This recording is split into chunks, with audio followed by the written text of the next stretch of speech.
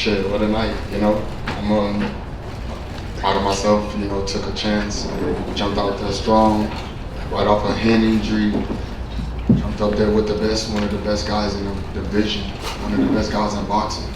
So my head is held high. I am proud of myself. I've done an awesome job for Lions Only and my crew and my team. And I love boxing, so I'm not going nowhere and, just jump right into it. And, Canelo's a motherfucking beast, you know what I'm saying? You're ox. Maybe I felt that more because of the fact that, this is my first time at that weight division. I wish I could have gained a little bit more weight in between, from the weigh-in to that time, but I can't control my body and I can't, but like God had this already written. And, I'm glad that I was in there with, to put on the performance for Showtime pay-per-view. Let's go to questions. Questions?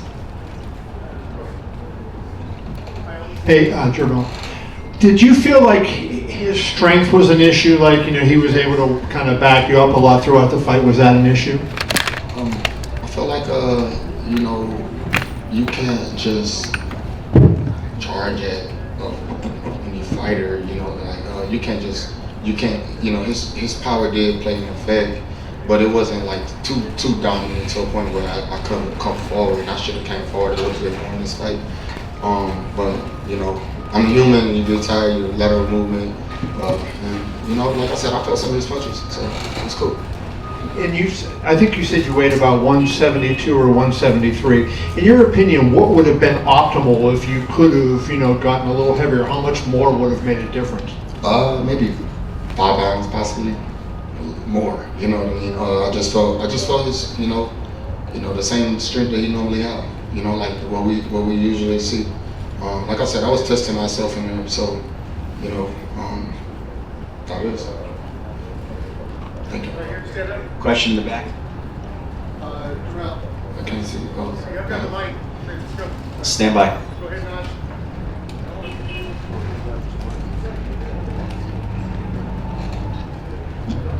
Yo, Mel, what's up, brother? Congratulations on just being a part of this big event. In the 7th round, you got hit with a big shot, and you didn't initially go down. It looked like you took a knee. I kind of wanted to know what in that moment, like, was it you got stung and you were trying to clear your head? What happened in that moment for you?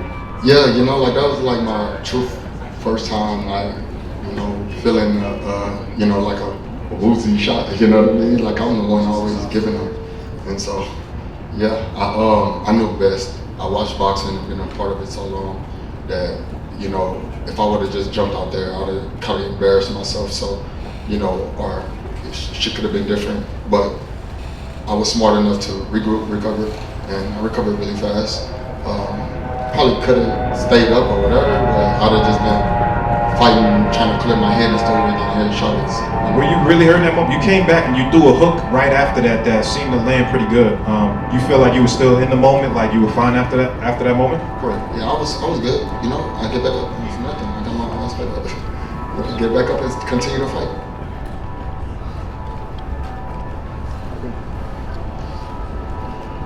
Jermell, right here in the front row. Willard Mares with the Associated Press. You mentioned to Kevin that he's not the type of opponent that you just charge at, that you come out. Throughout the fight, it looked as if you were trying to sort of get into your groove, but he was controlling tempo. Was there ever a point in the fight you felt comfortable, that you felt that you were in control or at your pace, your tempo, or did you feel that you were having to adapt and fight his fight?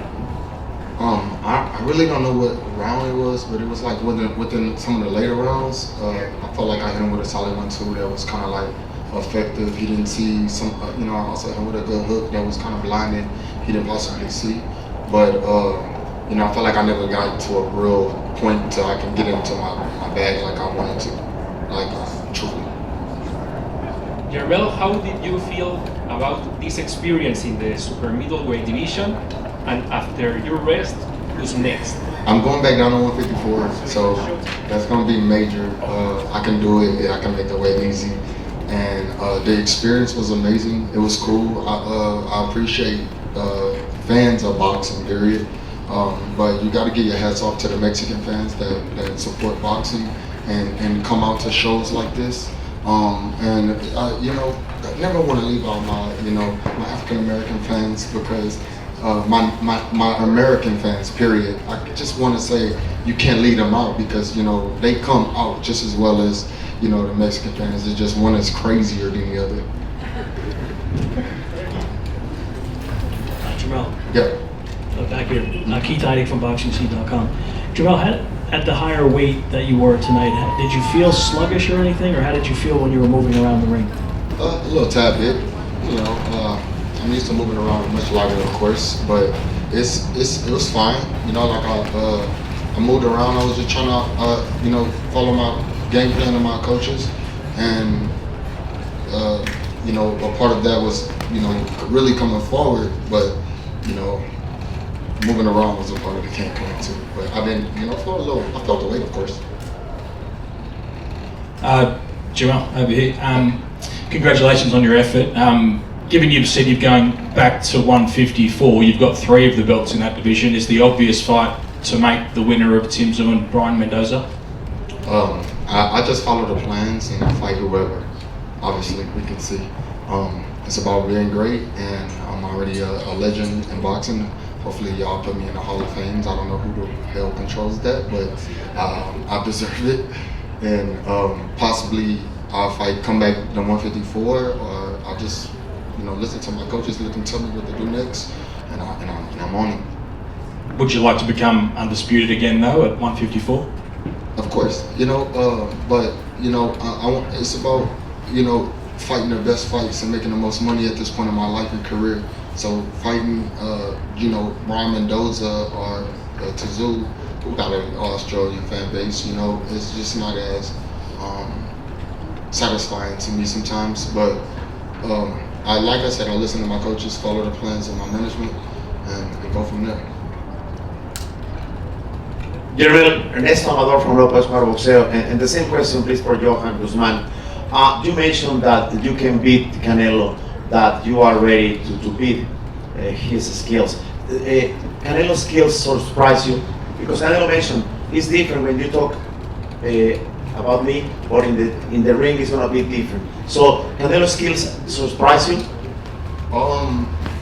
Personally, I don't want to say it surprised me.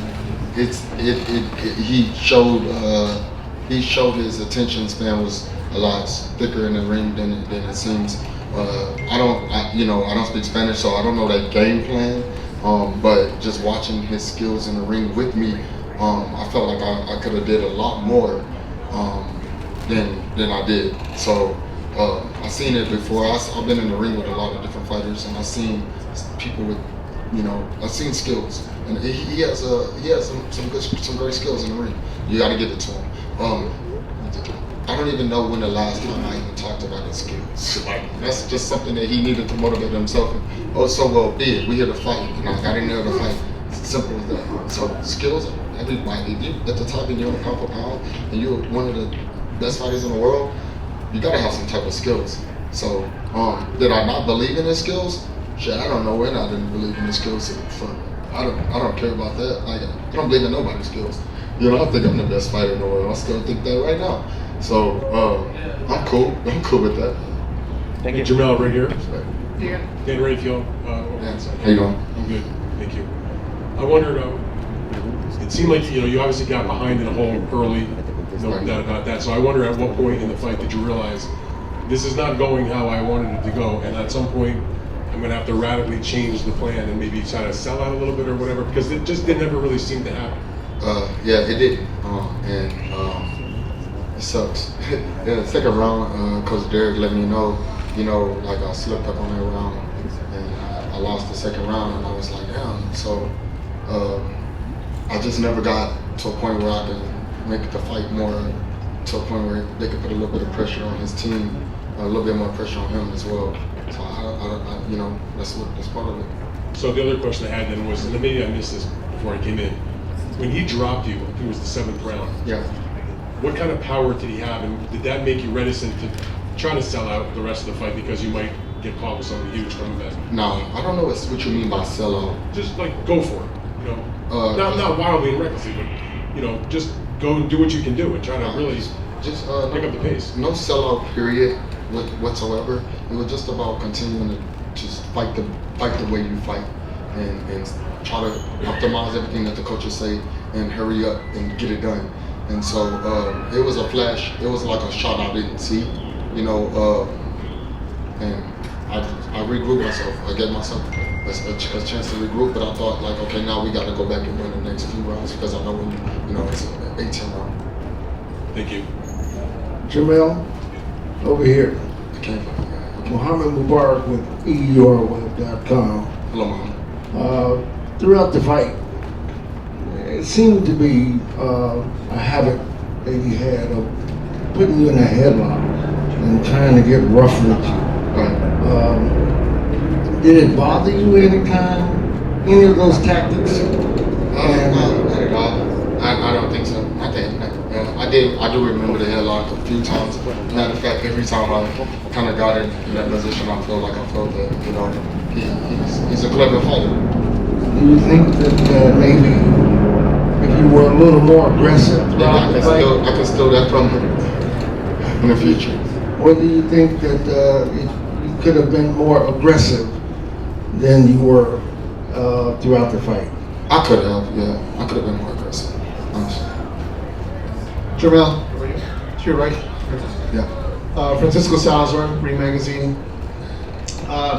One of the game plans that Al Bernstein focused on for Canelo was cutting off the ring. Do you think that maybe that was one component that maybe worked against you, that he cut off the ring more quicker, more sooner than you expected him to do? No, I actually thought that, I mean, if you're from Ring Magazine, you know, boxing, when you're in a squared circle, I felt like I was rotating pretty well, getting around, and I was able to catch a lot of shots with my gloves. So I did rotate well. It was just about, you know, my attack when it came down to after I rotated and got out of the shot, you know, or blocked the shot, my return was my issue, and my aggressiveness of going forward. Thank you. Yeah. Time for just two more, then we'll let Jermell. Jermell Charlo, Steve Coreno, Carolina Artist Sportsman. Congratulations on a great performance, great effort. Can you clarify what's going on with the WBO? I know you were going to be undisputed for this fight. They said they were going to ship you afterwards. Just what's going on? Is the WBO in the room at all? Is there any representative for the WBO? They're not going to say it. I mean, they have to, right? I mean, this is a big fight. This is, I don't know, truthfully, you know, I would like to talk with somebody from the WBO and see what kind of issues they can resolve. I don't know if they can already make their decision or whatever they made, but you know, that was already taken from the beginning before the fight, you know, and that sucks. You know, part of life and a part of I gotta just continue to roll with the punches, but you know, Jermell Charlo never get the fair end of the stick. I gotta go and fight for mine, but you know, I believe that moving up to two weight classes to fight for undisputed and continue to stay active. And of course, I wasn't active for a year because I was off with a hand injury. And you know, from the moment that my hand got injured, the fight got canceled, whatever happened, the WBO sent me letters, from like 30 letters, and had me going back and forth to the doctor, randomly just having to prove to them that MRIs and CAT scans and CT scans and X-rays and any time that they wanted to, they must really, you know, like got a relationship with the people in Australia. So, and that's okay with me. And I just gotta continue to be a champion and continue to fight. And you know, bars none. Put my heart on the line every time I get in there. Thank you. Yeah. Jermell, Oh. Lance Buckmeyer, PPV.com. I wanted to ask you, I know you talked about this in the ring, Terrence Crawford, does that make all the sense in the world for your next fight? Yeah, you know, Terrence Crawford could be on the radar. I think he already probably been on Twitter, you know, like lip wrestling with the internet, just to get some clout, some fans, and it's fine, you know. But you know, he's a champion.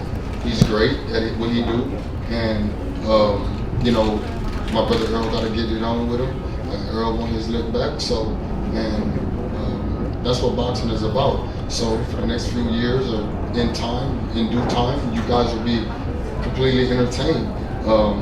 And maybe I'll talk a little bit more shit, because that's what y'all want from me. Because Terrence Crawford be talking shit, so they're gonna bring out a different animal in me. But I don't know which animal.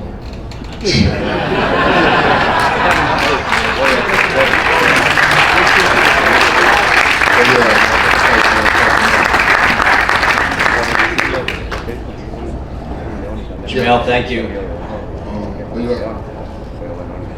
Back here. Thank you very much. Terrific promotion. Appreciate all your hard work. Hey, shout out to Floyd. He came in, showed me some love. You know, I gotta let y'all see the great, around to all. Floyd Mayweather.